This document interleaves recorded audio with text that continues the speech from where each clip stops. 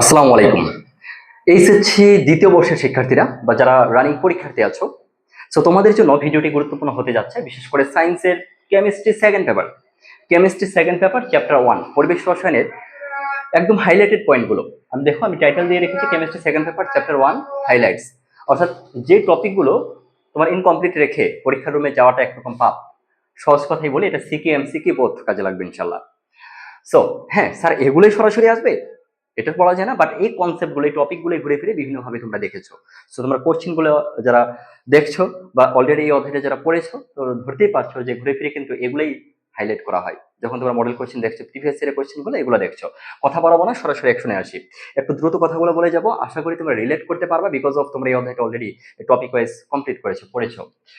SI এককে আর এর মান বের করতে হবে। আর কি জিনিস স্যার? সার্বজনীন গ্যাস ধ্রুবক, রাইট? সো এই যে সার্বজনীন গ্যাস ধ্রুবক আর এর মান, এটা আমরা কোথা থেকে যেন পেয়েছি? জানি আদর্শ গ্যাস সমীকরণ PV is equal two nRT. Nice. So এখান থেকে আমরা কিসের মানটা বের করব? আর এর মানটা বের করব। সো আমি আর এর মানটা যদি লেফট সাইডে চিন্তা করি, লেফট সাইডে নিয়ে আসি, তাহলে আর ইজ ইকাল টু কি করতে পারি? পিভি ডিভাইডেড বাই আর এর সাথে কি আছে? এনটি ডিভাইডেড চলে যাবে। নাইস। সো আমি সলভ করার সাথে সাথে আমি এটা ইরেজ করে দেবো, মুছে দিব। তোমরা প্রয়োজনে স্ক্রিনশট দিয়ে রাখতে পারো, বিকজ অফ ছোট্ট একটু স্পেসের মধ্যে আমরা 8টা সিকিউ অ্যাকচুয়ালি 8টা টপিক বা 8টা কোশ্চেন সলভ করতে যাচ্ছি। তাহলে R is equal to PV divided by NT. Nice. এখন আসো পি ফর প্রেসার, চাপ। সো এসআই এককে চাপের মান কত জানি আমরা? এসআই এককে চাপের মান কত? আমি যদি প্যাসকেলে আসি তাহলে কত? 101 325, তাই না? আবার কিলো প্যাসকেলের জন্য যদি বলছিলাম যে 101.325 কিলো প্যাসকেল, তাই না? আবার যদি 76 সেন্টিমিটার পারদ-চাপ বলছি বা 760 মিলিমিটার পারদ-চাপও বলছি, কি চাপের এককের জন্য। সো বিভিন্ন মানগুলো আমরা এসআই এককে বা যেটা বলছিলাম এসটিপিতে, এসএটিপিতে, হোয়াটএভার, এই বিভিন্ন এককে আমরা মানগুলো অলরেডি দেখেছি। সো এই টপিকগুলো নিয়ে আজকে ডিটেলসে যাব না। এসআই পদ্ধতিতে বা এসআই এককে পি এর জন্য এই মানটা বসাবো। এটা কোন এককে মান? প্যাসকেল এককে। এবার আসো ভি। আমরা জানি যে এসটিপিতে 1 মোল গ্যাসের আয়তন কত? 22.4 লিটার। সো এটা যদি ঘনমিটারে কনভার্ট করি তাহলে কত হবে বলো? 22.4 ইন্টু 10⁻³ ঘনমিটার। ডান। এন বলতে স্যার কি বোঝাচ্ছেন? 1 মোল, মোল সংখ্যা। তাহলে 1 into temperature, T for temperature actually. তাহলে এটা 273.15, 273, ওকে, 273। তাহলে এটা ক্যালকুলেশন করে দেখবা, নিজেদের মতো ক্যালকুলেশন করো, 8.314 আসবে। ওকে, তাহলে এই যে মানটা আমরা পেলাম, কত পেলাম? 8.314। কোন এককে হবে এটা? জুল পার মোল পার কেলভিন। কেন স্যার এই এককটা কোথা থেকে আসছে? বিকজ অফ আমরা এখানে জানি, কি জানি, যে এখানে এন, এন কি জিনিস? মোল সংখ্যা। নাইস, ভালো কথা। বাট এখানে টেম্পারেচার যেটা নিয়েছিলাম 273, এটা কোন এককে নিয়েছি? কেলভিন এককে, এই যে কেলভিন। ওকে, আবার মোল সংখ্যা কি? পার মোল। ওকে, আর পিভি এখন কথা হচ্ছে স্যার জুল কোথা থেকে আসছে? So W is equal to PV. এক কথায় পিভি এর যে ফর্মুলাটা বা পিভি কোন একক থেকে আসছে? কাজের জন্য অ্যাকচুয়ালি, হ্যাঁ, পি আর ভি এর গুণফল। এটা আমরা তাপগতিবিদ্যা অধ্যায়েও দেখেছি, ফিজিক্সে, হোয়াটএভার। তাহলে এই পুরোটুকুর জন্য, লবের পুরোটুকুর জন্য কি আমি জুল একক লিখতে পারতাম। আর নিচে কি আছে? মোল আছে 1 মোল, আর টেম্পারেচার কত? 273, মানে কেলভিন এককে আছে। তাহলে এক্ষেত্রে এককটা হবে জুল পার মোল পার কেলভিন। ডান। তাহলে আমরা এসআই পদ্ধতিতে আর এর মান কত পেলাম? সরাসরি এই মানটা মুখস্থ রাখা উচিত, বাট অনেক সময় সৃজনশীল ক্ষতে, সিকিউ ক্ষতে, অনুধাবনে অনেক সময় এটা বের করতে দেয়, সেই জন্য দেখে দিলাম। নাইস, আমি ইরেজ করে দিলাম, প্রয়োজনে স্ক্রিনশট দিয়ে রাখবে। সো এই মানটা অনেক সময় দেখা যায় যে এই যে আর এর মানটা বের করতে গিয়ে পি এর মানটা নিয়ে আমরা হিমশিম খাই, যে পি এর মানটা কত বসাবো বা ভি এর মানটা কত বসাবো। যে পি বলতে কি? চাপ। চাপের মানটা কত লিখছিলাম? 101 325, রাইট? সো এই মানগুলোকে মাথায় রাখতে হবে। এসএটিপি এবং এসটিপি তে তাপমাত্রার পার্থক্য কত? কোশ্চেন কি? এসএটিপি এবং এসটিপি তে তাপমাত্রার পার্থক্য কত? একদম সরাসরি 100 আসি। এসএটিপি তে তাপমাত্রা মান কত? এসএটিপি মাইনাস এসটিপি, তাই না? ওকে, সো এসটিপি তে তাপমাত্রা হচ্ছে 25°C, এগুলো আমরা জানি। এসএটিপি কি জিনিস? Standard ambient temperature and pressure, right? So এখন আসো এসটিপি কি জিনিস জানো? স্ট্যান্ডার্ড টেম্পারেচার এন্ড প্রেসার, আদর্শ তাপমাত্রা ও চাপ। তাহলে এসটিপি তে তাপমাত্রা বলতে 0°C, তাহলে এসএটিপি তে 25, আর এসটিপি তে আদর্শ তাপমাত্রা কত? 0°। তাহলে 25 মাইনাস 0 কত? 25°। এটাই আনসার। ওকে, তাহলে কি বললাম? এসএটিপি এবং এসটিপি তে তাপমাত্রা পার্থক্য কত? 25°। ডান। বিকজ অফ এসএটিপি তে তাপমাত্রার মান হচ্ছে 25, আর এসটিপি তে তাপমাত্রা ধরা হয় 0°। পার্থক্য কত? মানে মাইনাস করলে কত আসবে? 25 আসবে, এটাই আনসার। 22 গ্রাম কার্বন ডাইঅক্সাইড গ্যাসের আদর্শ গ্যাস সমীকরণ কোনটি? কোশ্চেন কি? 22 গ্রাম কার্বন ডাইঅক্সাইড গ্যাসের আদর্শ গ্যাস সমীকরণ কোনটি? তো আদর্শ গ্যাস সমীকরণ জানি আমরা, কি জানি? Boyle Charles Avogadro. এক কথায় আমরা যে বয়েল চার্লস থেকেই, বা এই যে আমরা আবার পড়েছিলাম, কি পড়েছিলাম? যে গ্রাহামের, অ্যাভোগাড্রোর সূত্র পড়েছিলাম, তাই না? যে সমান আয়তন সকল গ্যাসে সমান সংখ্যক অণু থাকে whatever। সো এই যে আমরা সমন্বয় করে ফাইনালি একটা আদর্শ গ্যাস সমীকরণটা দাঁড় করিয়েছিলাম কি, PV is equal two nRT. তাহলে এই সূত্র থেকে, এই সমীকরণ থেকে আমরা কি করব, 22 গ্রাম কার্বন ডাইঅক্সাইড গ্যাসের জন্য এটা কনভার্ট করব, এটা দেখতে কেমন হবে। ওকে, আদর্শ গ্যাস সমীকরণটা তো আমরা জানি পিভি সমান এনআরটি, নাইস। বাট এটা 22 গ্রাম কার্বন ডাইঅক্সাইডের জন্য এই সমীকরণের রূপটা কেমন হবে, রূপটা কি চেঞ্জ হয়ে যায় কিনা, কিরকম চেঞ্জ হয় খেয়াল করি। PV is equal two nRT, nice. এখন আচ্ছা, পি এর জায়গায় পি থাকবে, ভি এর জায়গায় ভি থাকবে, এটা কোনো চেঞ্জের সুযোগ নাই। বাট এখানে কি আছে, 22 gram carbon dioxide gas, right. So 22 gram carbon dioxide মানে কত মোল কার্বন ডাইঅক্সাইড, এন কি জিনিস বাবা, মোল সংখ্যা। তাহলে এন এর জায়গায় কি বসাবো, 22 গ্রাম কার্বন ডাইঅক্সাইডের জন্য এন এর মানটা বসাবো। এন কি জিনিস, আমরা এমনটা লিখি না যে ডব্লিউ ডিভাইডেড বাই এম, গ্রামে প্রকাশিত ভর ডিভাইডেড বাই এম। এম কি জিনিস, কি আণবিক ভর, ঠিক আছে, কার্বন ডাইঅক্সাইডের আণবিক ভর। তাহলে এই আর এর মানটা, ওকে ফাইন, আর এর জায়গায় আর থাকলো। চলো আমরা একটু ডিটেলস লিখি। PV is equal to W for কত, 22 gram carbon dioxide, 22 divided by M কি জিনিস, আণবিক ভর। কার আণবিক ভর, কার্বন ডাইঅক্সাইডের আণবিক ভর। কার্বন ডাইঅক্সাইডের আণবিক ভর কত, 44, রাইট। কার্বন ডাইঅক্সাইড 16 দুগুণে 32, কার্বনের কত 12, রাইট, 44 ইন্টু আর টি, ফাইন। তাহলে এখান থেকে আমরা যদি ক্যালকুলেশন করি, একটু শর্ট করে নিচ্ছি, আচ্ছা ফাইন, লিখছি ডিটেলস। 1 ডিভাইডেড বাই 2, তাই না, তো ডিভাইডেড করলে কত হবে, 1/2 হবে না, দেখলাম, ইন্টু আর টি। সো তাহলে আরেকটা আমরা পরিমার্জন করতে পারি, মানে আরেকটু সুন্দর করে সাজাতে পারি, কিরকম, 2 এর সাথে পিভিটা আমি গুণাকারে রাখতে পারি, আর টিটা রাইট সাইডে থাকলো, ডান। তাহলে 2 পিভি ইজ ইকাল টু আর টি, এটা যদি অপশনে থাকে, এমসিকিউ তে যদি আসে, অবভিয়াসলি এটা অপশনে থাকতে হবে, থাকবে, অথবা এটাই সরাসরি থাকলো, নো প্রবলেম। তাহলে কি বললাম, 22 গ্রাম কার্বন ডাইঅক্সাইডের জন্য আদর্শ গ্যাস সমীকরণটা এটা, 2 পিভি ইজ ইকাল টু আর টি, ডান। তাহলে এটা আমি রেজ করে দিলাম। এবার আমি চলে যাব পরের কোশ্চেন নাম্বার 4। একটু আমি ঝটপট করতেছি, দ্রুত করতেছি, যারা পরীক্ষার্থী আছো প্রয়োজনে তোমরা কি এটা 1.5x স্পিডেও ভিডিওটা দেখতে পারো।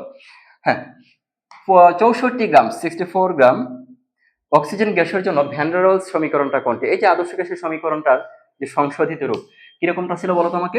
So, আমরা জানি আদর্শ গ্যাস সমীকরণ হচ্ছে পিভি সমান এনআরটি, রাইট, এটা কি আদর্শ গ্যাস সমীকরণ।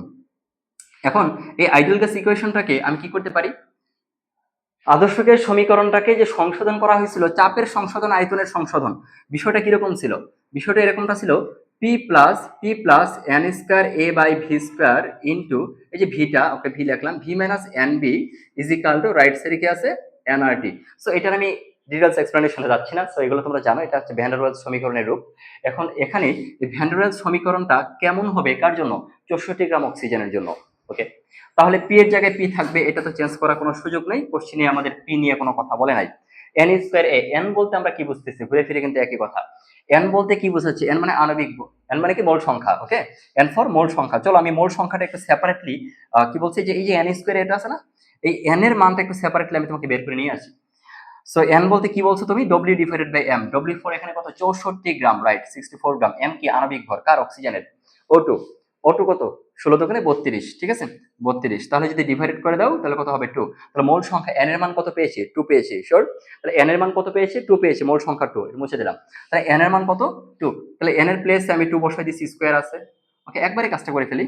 সো এন এর জায়গায় 2 বললাম, 2 কে স্কয়ার করলে কত হবে 4 হবে, okay. 4a divided by V স্কয়ারের জায়গায় ভি স্কয়ার থাকবে, no change, V minus N B.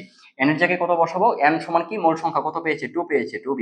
Right সাইডে তাহলে কি লিখবো, রাইট সাইড নিচে লিখছি, এন এর মানটা কত লিখবো, 2 লিখবো ইনটু আর.টি, ডান। সো এটা নিয়ে কোনো কনফিউশন নাই। তাহলে এখান থেকে আর কি করতে পারি, আর কিছু করার প্রয়োজন নেই। এটা যদি তোমার অপশনে থাকে, এমসিকিউ টাইপের যদি হয়, তাহলে এটা যদি অপশনে থাকে তাহলে এটা হবে অ্যান্সার, ওকে। তাহলে জাস্ট এই ফর্মুলাটা মাথায় রাখতে হবে, কোনটা, এটা ভ্যান ডার ওয়ালস সমীকরণ। গ্রাহামের গ্যাস ব্যাপন সূত্রটি লিখো, ওকে। সো যদি ধরো সৃজনশীলে কক্ষতে দিল, এমসিকিউতে আসতে পারে, ঠিক আছে, বা বিভিন্ন সময় সিকিউ সলভ করতে গেলে এই সূত্রগুলো আমাদের লাগে। কোনটা, গ্রাহামের গ্যাস ব্যাপন সূত্র কি ছিল, গ্যাস ব্যাপন সূত্রটা। সো আমরা বেশ কিছু কনসেপ্ট দেখেছিলাম, কি কনসেপ্ট দেখছিলাম, যে গ্যাসের ব্যাপন হার তার আণবিক ভরের বর্গমূলের ব্যস্তানুপাতিক। আরেকটা দেখেছিলাম যে গ্যাসের ব্যাপন হার কি তার ঘনত্বের বর্গমূলের ব্যস্তানুপাতিক। তাহলে আমরা এমন ভাবে লিখতে পারি যে R1 by R2 equal to root over M2 by M1, পারি, লিখতে পারি। সো আমরা যদি চাই এটাকে ঘনত্বের সাথে কম্পেয়ার করব, ঘনত্বের সাথে সম্পর্ক স্থাপন করব, ডেনসিটি, সো এটাও এই ফরম্যাটে আমরা লিখতে পারি। তাহলে এখন ধরো যে আমার এমসিকিউ তে কোন একটা অপশন আছে, কি আছে, ধরো ক নাম্বার অপশনে কি হবে আছে, যে R1 into root over M1 equal to R2 into root over M2, okay. So এইটা দেখে মনে করো অনেক কনফিউজ হয়ে গেছে, যে এই রূপটা আমরা গ্রাহামের গ্যাস ব্যাপন সূত্রটা এই ফরম্যাটে এভাবে তো আমি দেখি নাই, এই চেহারাটা তো দেখি নাই। আমরা চেহারা দেখে আসছি এটা, বাট এটাকে আর গুণ করা হয়েছে না অ্যাকচুয়ালি, আর এর সাথে রোট ওভার এম1 গুণ করা হয়েছে, আর টু এর সাথে রোট ওভার এম2 গুণ করা হয়েছে, এগুলো নর্মাল কথাবার্তা। বাট এক্সাম রুমে দেখা যায় যে মাথা বলা যায়। সহজ কথা হচ্ছে একটু চিন্তা করতে হবে, কোশ্চেন বিভিন্ন ফরম্যাট করে দিতে পারে। শুধু তাই না, এগুলো তো সিম্পল কথা বলতেছে, সৃজনশীলের কথা তোমরা পড়ছো ঠিক আছে ফাইন, যে টপিকগুলো আসছে এক্সাম রুমের কথা বলছি, যে কোশ্চেনগুলো দেখে মনে হয় এগুলো আগে পড়ছে, অনেক ছাড়া পড়াইছে, বাসায় অনেক প্র্যাকটিস করছে, বাট কোন ফর্মুলা অ্যাপ্লাই করতে হবে ইনস্ট্যান্টলি আমাদের মাথায় অনেক সময় আসে না, বা এটা কি হবে স্টেপ বাই স্টেপ, কোন স্টেপে আগাতে হবে, এটাই এই জিনিসটা ধরতে পারাটাই তখন ক্রিটিক্যাল সিচুয়েশন হয়ে দাঁড়ায়। আর এক্সাম রুমের সিচুয়েশন তো বোঝাই, ওই টাইমে মেন্টাল স্ট্রেস হাই লেভেলেরই থাকে। সো একদম ঠান্ডা মাথায় এক্সাম দিতে হবে এবং একটু চিন্তা করতে হবে। সো কারো কোনো কথায় কান দেওয়া যাবে না, তোমরা যা পড়ে আসছো তার উপর ডিপেন্ড করে তুমি কে পারো এগুলোকে সলভ করা শুরু করে দাও। 27 ডিগ্রি সেলসিয়াস তাপমাত্রায় 8 গ্রাম মিথেন গ্যাসের গতিশক্তি কত? নাইস। সরি, 27 ডিগ্রি সেলসিয়াস তাপমাত্রায় 8 গ্রাম মিথেন গ্যাসের গতিশক্তি কত? গতিশক্তি আর কোনো কথাই নাই। গতিশক্তি ইকে এর ফর্মুলা আমরা কি শিখছি, এটা কিসের জন্য, কনসেপ্ট কি? ওকে, ইকে ইজ ইকুয়াল টু 3/2 nRT। ডান, তো তাকায় থাকো। এন, এন কি জিনিস? মোল সংখ্যা। তো এখানে মোল সংখ্যা কি বের করা যাবে? করা যাবে, কারণ 8 গ্রাম মিথেন বলছে। সো এন এর জায়গায় আমি কি লিখতে পারি? ডব্লিউ ডিভাইডেড বাই এম লিখতে পারি, ইনটু আর টি এর জায়গায় আর টি থাকলো, আমি পরেই মান বসাই, 3/2 এর জায়গায় 3/2 রাখলাম, W for what? 8 gram. Okay, কত ভর? W for 8 gram, gram. M কি জিনিস? আণবিক ভর, মোলার ভর কত? মিথেন। মিথেনের জন্য কার্বনের হচ্ছে 12, হাইড্রোজেন আছে 4টা, 4 ওকে, তাহলে কত? 16 ইন্টু আর ইন্টু টি। ওকে, 27 ডিগ্রি সেলসিয়াস। তো সবগুলো মানে তো আমি জানি, আরটা আমি এভাবে কেন রেখে দিব? আর এর মানটা বসাই দিই।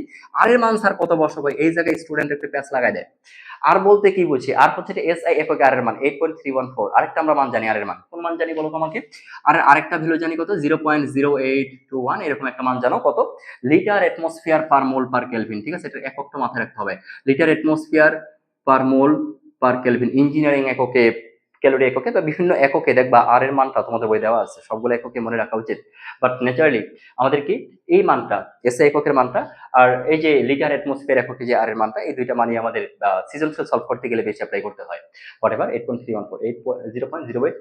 ওকে ফাইন, তাহলে এই যে মানটা, এটা কি লিটার অ্যাটমসফিয়ার পার মোল পার কেলভিন। এই মানে আমাদের অনেক সময় ম্যাথ করার প্রয়োজন হতে পারে। হ্যাঁ, তাহলে আসি আমি। হ্যাঁ, আরেকটা কথা বলি স্যার, তাহলে এই জায়গায় কোনটা বসাবো? 8.314, এটা কি সবসময় বসাবো? এখন কথা হচ্ছে কি কথা, এই যে 27 ডিগ্রি সেলসিয়াস তাপমাত্রার যে মানটা, এটা আমরা ক্যালভিনে কনভার্ট করবো। 27-এর সাথে 273 যোগ করলে কত? 300 ক্যালভিন, শিওর? তাহলে এই যে দেখো, টি এর মানটা আমি ক্যালভিনে কনভার্ট করছি, সেলসিয়াস থেকে ক্যালভিনে নিছো, 27 কি হয়ে গেছে? 300 ক্যালভিন হয়ে গেছে। তাহলে এই যে তুমি ক্যালভিনে নিচ্ছ, ক্যালভিন কোন একক? এসআই একক। সো এসআই এককে আর এর মান তাহলে কোনটা? 8.314। সহজ কথায় গতিশক্তি বের করতে গেলে তুমি এটা অ্যাপ্লাই করবে, এটাই করতে হবে, 8.314। এই মানটা অ্যাপ্লাই করলে কি হবে? যে যা ভ্যালু আসবে এটা হচ্ছে কিসের মান? ইক এর মান। সো ইকে মানে কি? গতিশক্তি। গতিশক্তি থাকলে আর কোনো কথা নাই, তার একক কি? জুল। ওকে, ডান। সো এটা আর কোনো কনফিউশন থাকার কথা না। 7 নম্বরে চলে আসি, আরএমএস বেগের সঠিক ক্রম কোনটি? ওকে, কোশ্চেন কি আমার? আরএমএস বেগের সঠিক ক্রম কোনটি? RMS, root mean square velocity, right? তাহলে এই যে আরএমএস বেগ বলতে আমরা ফর্মুলা কি জানি? ফর্মুলা একটু খেয়াল করি। সো আমরা জানি, একটু উপর থেকে করছি, বুঝে নিও। কি বললাম? আরএমএস বেগের জন্য যেটা আমরা কি লিখি? সিআরএমএস লিখি, তাই না? CRMS. Okay, so CRMS is equal root over 3RT, root over 3RT by M. এই এম কি জিনিস? আণবিক ভর। তাহলে বলতে পারি যে গ্যাসের কি কি এটা আরএমএস বেগ, তার আণবিক ভরের বর্গমূলের ব্যস্তানুপাতিক, বর্গমূলের ব্যস্তানুপাতিক। এর মানে কি? আণবিক ভর যে গ্যাসের কম, তার ব্যাপন হার বেশি, বা তার আরএমএস বেগের মান বেশি। আবার আণবিক ভর যার বেশি, তার সিআরএমএস বেগের মান তত কম। নাইস। তাহলে চলো এই জায়গায় আমরা একটা কাজ করতে পারি। কি করতে পারি? কোশ্চেনটা একটু ফলো করি। আরএমএস বেগের সঠিক ক্রম কোনটি? এখানে 3টা গ্যাস দেওয়া আছে। কি gas? Carbon dioxide, oxygen, sulphur dioxide. ধরো সৃজনশীলে খ নাম্বার দিয়ে দিলাম। কি বললাম? যে কার্বন ডাইঅক্সাইড, অক্সিজেন, সালফার ডাইঅক্সাইডের আরএমএস বেগের সঠিক ক্রম লিখো। নাইস। তাহলে এখান থেকে এই সমীকরণ থেকে তো আমরা ক্লিয়ারলি বুঝতে পারতেছি, কি বুঝতে পারতেছি? সিআরএমএস ইজ ইকুয়াল টু, আমি যদি 3RT, এগুলো তো কনস্ট্যান্ট ভ্যালু জড়ি, আসলে এটা নির্দিষ্ট তাপমাত্রায় হয়। হ্যাঁ, এটা মানে উল্লেখ থাকে যে নির্দিষ্ট তাপমাত্রায় আরএমএস বেগের সঠিক ক্রম কোনটি। তাহলে তাপমাত্রা এবং আর নিয়ে, 3 নিয়ে, এগুলো তো কনস্ট্যান্ট ভ্যালু, এগুলো নিয়ে কোনো কাজ নাই। আমাদের মূল কাজটা কি? 1/√m, এমনটাই তো।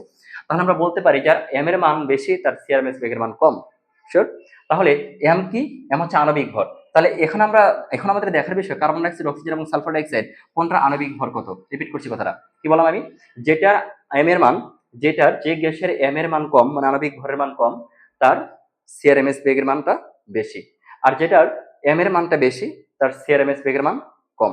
আমার কোশ্চেন কি, আরএমএস বেগের সঠিক ক্রম কোনটি? তাহলে ধারাবাহিকভাবে ছোট থেকে বড় মানে কি আরএমএস বেগের কম মান থেকে বেশি মানের দিকে সাজাবো। তাহলে আমরা যদি একটু ফলো করি, কি ফলো করি, যেমন ধরো অক্সিজেনের কথা যদি বলি, অক্সিজেনের কথা, হ্যাঁ, সো অক্সিজেন, আচ্ছা ফাইন, অক্সিজেনের আণবিক ভর কত? অক্সিজেন 16 দুগুণে 32, ওকে, অক্সিজেনের 16 দুগুণে 32। কার্বন ডাইঅক্সাইডের কথা যদি বলি, কার্বন ডাইঅক্সাইড, কার্বনের পারমাণবিক ভর কত? 12, অক্সিজেনের 16 দুগুণে 32, তাহলে হয় কত? 44, জানো তোমরা। এবার আসা যাক সালফার ডাইঅক্সাইড, সালফার ডাইঅক্সাইডের জন্য আণবিক ভর কত? সালফারের কত?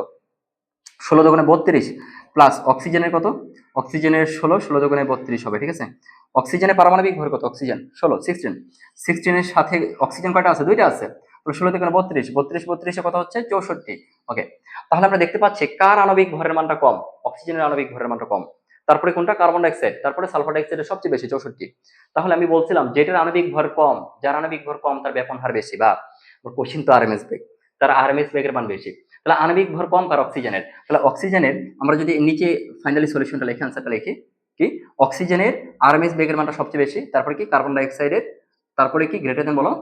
64 কার? সালফার ডাইঅক্সাইডের, ওকে। তাহলে এটা হবে সঠিক অ্যান্সার, সঠিক ক্রম, ওকে।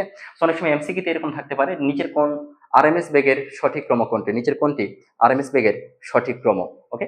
তাহলে আমরা কি করব, আণবিক ভরের ক্রমানুযায়ী আমরা কি আরএমএস বেগের ক্রমটা আইডেন্টিফাই করব, ওকে। তাহলে যার আণবিক ভর কম তার সিআরএমএস বেগের মানটা বেশি, যার আরএমএস বেগের মানটা বেশি তার সিআরএমএস বেগের মানটা কম, ওকে। তাহলে অক্সিজেনের আণবিক ভর কম, তাহলে তার সিআরএমএস বেগের মান বা আরএমএস বেগের মানটা বেশি, ওকে ডান। এবার আসো NO2 নেগেটিভ আয়নের অনুবন্ধী, কি লিখছি এটা আমি? অনুবন্ধী অম্ল কোনটি? কোশ্চেন কি, NO2 নেগেটিভ আয়নের অনুবন্ধী অম্ল কোনটি? অনুবন্ধী অম্ল জানে কি জিনিস? ক্ষার H পজিটিভ গ্রহণ করে যা তৈরি করে সেটাই হচ্ছে অনুবন্ধী অম্ল। তাহলে দেখো সহজ কথাই বলি, ডান পাশে লিখছি, কি বললাম? আমরা জানি অ্যাসিড H পজিটিভ দান করে যা তৈরি করে সেটা হচ্ছে ওই অ্যাসিডের অনুবন্ধী ক্ষার, আর ক্ষার H পজিটিভ গ্রহণ করে যা তৈরি করে সেটাই হচ্ছে অম্ল। মানে ক্ষার দান করে অ্যাসিড গ্রহণ করে, সরি, অ্যাসিড দান করে ক্ষার গ্রহণ করে। তো খেয়াল করো, কনফিউজ হওয়ার কিছু নেই, একটু আমার দিকে তাকাও, আমার দিকে তাকাও। NO2 নেগেটিভ আয়নের অনুবন্ধী অম্ল কোনটা? আমাকে তো চাইছে অনুবন্ধী অম্ল, তাহলে অনুবন্ধী অম্ল কই থেকে তৈরি হবে? ক্ষার থেকে তৈরি হবে। ক্ষার কি করে? H পজিটিভ গ্রহণ করে। সো এতটুকু মাথায় রাখো। সো ক্ষার কি বলছি আমি? NO2, এটা যদি আমি ক্ষার ধরি, আসলে তো তাই, এই যোগের জন্য এই NO2 কি করলো? H পজিটিভ গ্রহণ করে। H পজিটিভ যদি গ্রহণ করে প্লাস মাইনাস, তাহলে আর উপরে কোনো আয়ন টায়ন থাকবে না, তাহলে কি হয়ে যাবে? HNO2, ডান। তাহলে এটাকে আমরা বলবো অনুবন্ধী অম্ল। কার অনুবন্ধী অম্ল? NO2 নেগেটিভ, এটার অনুবন্ধী অম্ল হচ্ছে এটা। এটা কি HNO2, এটা হচ্ছে অনুবন্ধী অম্ল। আবার আমি যদি উল্টায় কথাটা বলতাম, এটা কি বলছি বলো? অনুবন্ধী অম্ল। বিষয়টা ক্লিয়ার করি, ঠিক আছে? কি বললাম? এটা হচ্ছে অনুবন্ধী অম্ল। তাহলে এই অনুবন্ধী অম্লের, আমি যদি এটাকে অম্ল বলছি, অম্ল অ্যাসিড, এই অ্যাসিডের তাহলে অনুবন্ধী ক্ষার কি হবে? NO2 নেগেটিভ হবে। কেন? কারণ অনুবন্ধী অম্ল বলতে, অম্ল মানেই হচ্ছে সে কি H পজিটিভ দান করবে, আর H পজিটিভ যদি দান করে দেয় তাহলে এখান থেকে Hটা চলে গেল, মানে কি NO2 নেগেটিভ আয়নে ফিরে আসবে। সহজ কথাই এটাকে যদি আমি কি বললাম, এটাকে কি বললাম? ক্ষার, ওকে নাইস। সো এই ক্ষারের অনুবন্ধী অম্ল হচ্ছে এটা। আবার এইটা যদি অম্ল আমি বলি, নাইস, এটা তো অম্লই। এখন এই অম্লের অনুবন্ধী ক্ষার হবে কোনটা? NO2 negative. কেন? কারণ অম্লের কাজই হচ্ছে সে H পজিটিভ দান করবে, দান করে কি হবে? যেটা তৈরি হবে H পজিটিভ, মানে হাইড্রোজেন যদি চলে যায় তাহলে থাকে কি? NO2। তাহলে এই অম্লের অনুবন্ধী ক্ষার হচ্ছে এটা, কোনটা? NO2 negative. যাই হোক, সেই কনসেপ্ট গুলো আবার একটু দেখবা। তাহলে এটা অ্যান্সার কি হবে স্যার?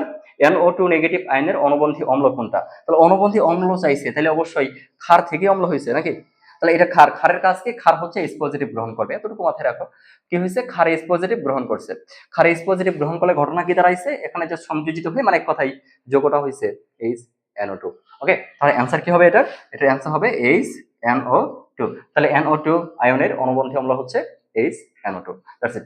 সো এই টাইপের এখানে হাইলাইটেড টপিকগুলো নিয়ে ধারাবাহিকভাবে ইনশাআল্লাহ তোমাদের 5 মেশালি ক্লাস বলবো, 5 মেশালি ক্লাস ইনশাআল্লাহ নিয়ে আসবো, যা তোমাদের বিভিন্ন সময় পড়েছে, অনেক কিছু তোমাদের মনেও নাই, সেগুলো আবার একটু রিকল হয়ে যাবে, ঠিক আছে? সো এই টাইপের প্রত্যেকটা অধ্যায় বেসিস ইনশাআল্লাহ নিয়ে আসার ট্রাই করবো। দোয়া রাখবে আমার জন্য, তোমাদের সবার জন্য দোয়া থাকবে ইনশাআল্লাহ। শেষ পর্যন্ত লেগে থাকো, খেলা যে কোনো সময় ঘুরে যাবে। কোন একটা পেপার, কোন একটা সাবজেক্ট একটু দেখছি হয়েছে, এক্সপেকটেশন অনুযায়ী পরীক্ষাটা হয় নাই, কোনো টেনশন নেওয়া যাবে না। সবার দেখবা যে একই কন্ডিশন, একই রকম অবস্থায়, বাট লেগে থাকো শেষ পর্যন্ত। ইনশাআল্লাহ আল্লাহ তোমার সহায় আছেন, থাকবেন ইনশাআল্লাহ। আল্লাহ হাফেজ।